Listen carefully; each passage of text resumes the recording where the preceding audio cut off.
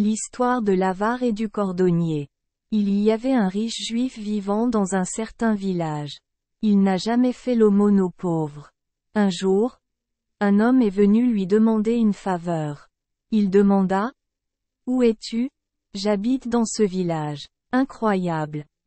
Parce que tout le monde dans ce village sait que je ne donne jamais rien aux mendiants. » Dans cette ville, il y avait un autre juif.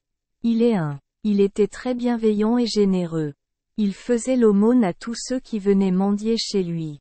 Puis un jour, ce riche avare est mort. Les Juifs et les rabbins décidèrent de l'enterrer près de la clôture du cimetière. Ils ne suivent même plus les funérailles jusqu'au cimetière. Quelques jours passèrent.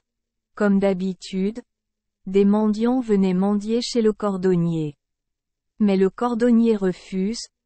« Je n'ai rien à donner. » Tout le monde était très surpris et se demandait ce qui était arrivé au cordonnier, quelque chose qu'il n'avait jamais vu auparavant. Le cordonnier fut appelé chez le rabbin. Le rabbin demanda: « Comment une personne comme vous peut-elle refuser un mendiant ? » Le cordonnier raconta au rabbin l'histoire suivante. Il y a de nombreuses années, cet homme riche, décédé il y a quelques jours, m'a apporté une somme d'argent assez importante pour la donner aux pauvres. Il est venu mendier à condition de ne le révéler à personne. Que l'argent lui appartenait. Je lui ai promis de garder cela secret jusqu'à son décès.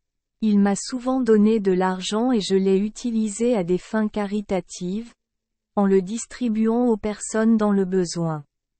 Maintenant qu'il est mort, je n'ai plus rien à donner.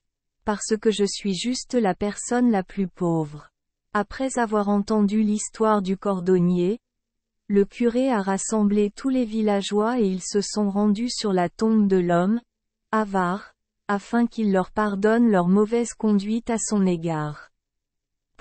Le missionnaire espérait qu'après sa mort, il serait enterré à côté de la clôture du cimetière, près de la tombe de l'homme riche. Merci les enfants des Esperluette Croisillon 39. Avoir écouté des contes de fées au jour Esperluette Croisillon 39. 8. Espérons que les histoires apporteront aux enfants des moments heureux et significatifs. Si vous aimez notre chaîne, veuillez appuyer sur le bouton S Esperluette Croisillon 39. Abonner, pour ne manquer aucune histoire intéressante. Je vous souhaite une bonne nuit de sommeil et de beaux rêves. Rendez-vous dans la prochaine histoire.